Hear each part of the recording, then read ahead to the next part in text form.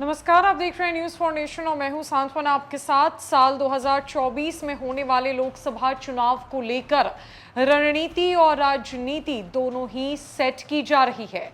तमाम दलों के तरफ से बिसातें बिछाई जा रही है। चुनावी पिच को अपने हिसाब से तमाम दल तैयार करने में जुटे हुए हैं।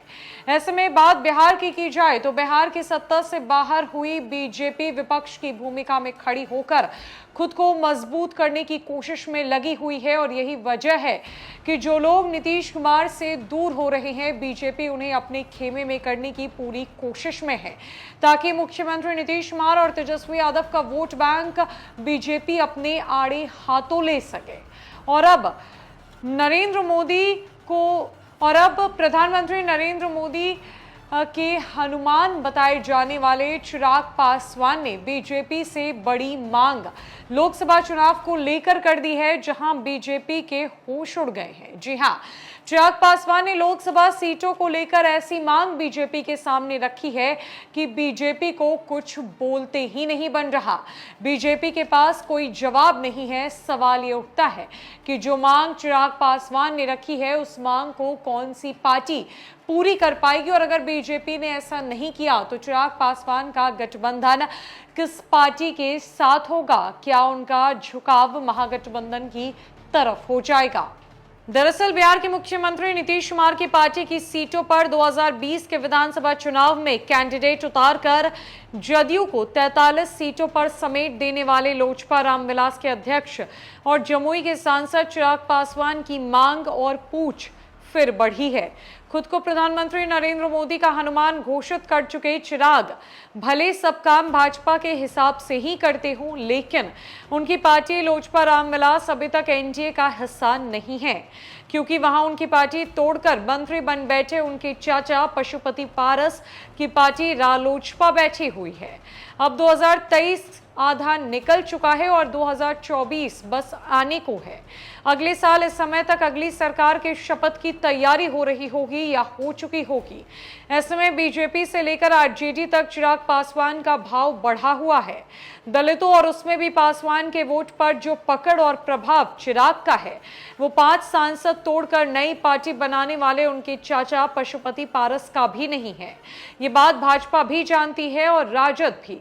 2020 में जब चिराग एनडीए में पसंद भर सीट नहीं मिलने पर बीजेपी का साथ छोड़ गए थे और अपने पोस्टर में प्रधानमंत्री नरेंद्र मोदी का फोटो लगा रहे थे, तो भाजपा ने उनके फोटो को लगाने से रोक दिया था। लोजपा में 6 में से 5 सांसद को लेकर चाचा पशुपति पारस ने पहले पार्टी पर दावा किया, बाद में नई पार्टी बना ली और केंद्र सरकार में मंत्री बन गए।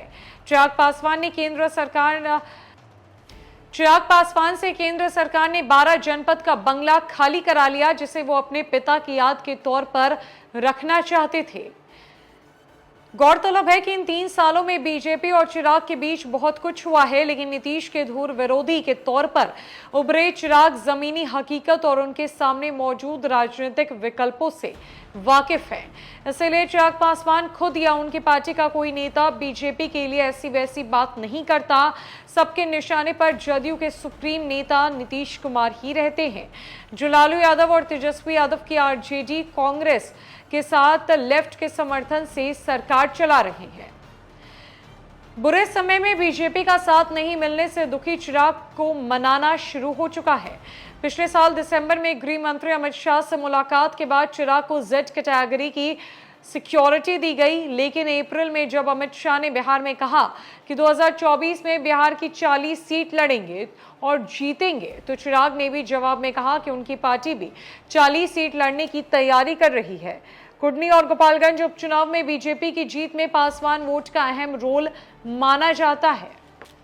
चिराग पासवान ने लोकसभा चुनाव को लेकर जितनी सीटों की मांग की है, जितनी सीटों पर उन्हें सांसद बनाने हैं और जितनी सीटों पर उन्हें एमएलसी बनाने हैं, उस मांग को सुनकर बीजेपी हक्की बक्की रह गई है। हालांकि चिराग पासवान की नाराजगी कहीं ना कहीं बीजेपी से भी जग जाहिर है, पर यह बात वो या उनके पार्टी के कोई भी कार्यकर्ता या नेता बिल्कुल भी नहीं कहते। अब देखने वाली बात तो ये होगी कि चिराग पासवान ने जो मांग बीजेपी के सामने रखी है वो मांग क्या पूरी हो पाती है, क्या बीजेपी उन्हें मना पाती है या चिराग पासवान का रुख सियासत के किसी और तरफ हो जाएगा। फिलहाल के लिए इस खबर में इतना ही। नमस्कार।